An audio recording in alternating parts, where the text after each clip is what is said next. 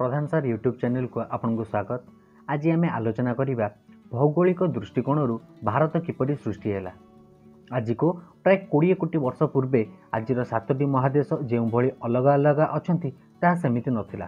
सेतेबेले केवल गोटे भूखंड थिला जार नाम थिला पांजिया। आउ एही पांजियार चतुर्पार्श्व गोटे विशाल समुद्र थिला जार नाम थिला पांथालासा। आज सबु महादेश एही पांजियारु विखंडित होई सृष्टि होइछन्ति। एही थ्योरी देइथिबा वैज्ञानिक हेउछन्ति आल्फ्रेड वेगनर। तांका मतरे एही महाखंडरे सरीसृप जीवंकर विकास घटिथिला।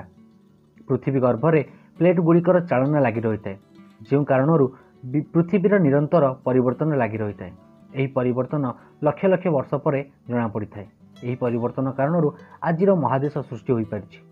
यह सहित सृष्टि हो पारिछि आम देश भारत। आल्फ्रेड मतरे प्लेट चलन जो पांजिया प्रथम दुई भाग में विभक्त है। यार उत्तर भाग को लरेसिया बा आंग्रालैंड और दक्षिण भाग को गंडवाना लैंड कहगला।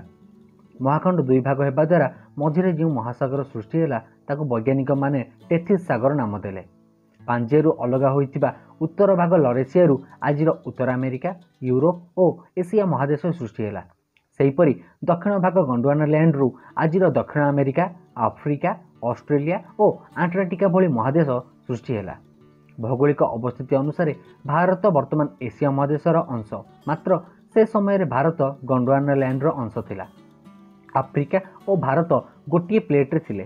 धीरे धीरे पृथ्वीर अभ्यंतर प्लेटर चलन द्वारा आफ्रिका और भारत मध्य दूरत्व बढ़िबारे लागिला और भारत जो प्लेट रे थिला ताहा एशिया प्लेटर निकटवर्ती हेबाकु लागिला। आजिर लद्दाख अंचल आड़े यही चलन बढ़िबाकु लागिला। या फल भारतर प्लेटटी लद्दाख अंचल सहित धक्का है। दुई प्लेट धक्का हेबा द्वारा भारी प्लेट तलू चली जाए और हल्का प्लेट ऊपर को उठी जाए।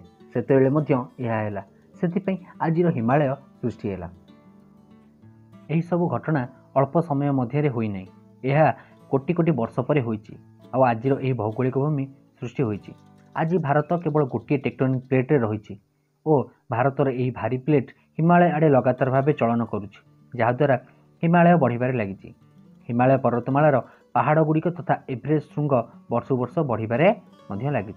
यही थ्योरी को प्रमाणित करने आल्फ्रेड कहले कि आज देखा जाउथिबा सबु महादेश गोटे सहित अन्यटी बा पांजिया फिट होउछन्ति। जदि कौनसी मते सबु महादेश को एक करा जाए ताहले सबु महादेश मिसी पुनः पांजिया निर्माण करिवे। धरि निया जाऊ यह केवल गोटे संजोग थिला। सेथिपई आल्फ्रेड अनेक उदाहरण देइछन्ति यहाकु सत्य प्रमाणित करिबा पई। प्लेटर धक्का द्वारा आग्नेय उद्गीरण और भूमिकंपर भय रही है। आज भारत भूखंड में ज्वालामुखी तो नहीं, किंतु यही सब अंचल में भूमिकंप अनुभूत होउछि। तो आज एतिकी। जदि वीडियोटी भल लगी कमेंट कर जणाइबे। नुआ करी वीडियो देखुतिले प्रधान सर यूट्यूब चैनल को सब्सक्राइब करिवे। देखा हबो नेक्स्ट वीडियो रे।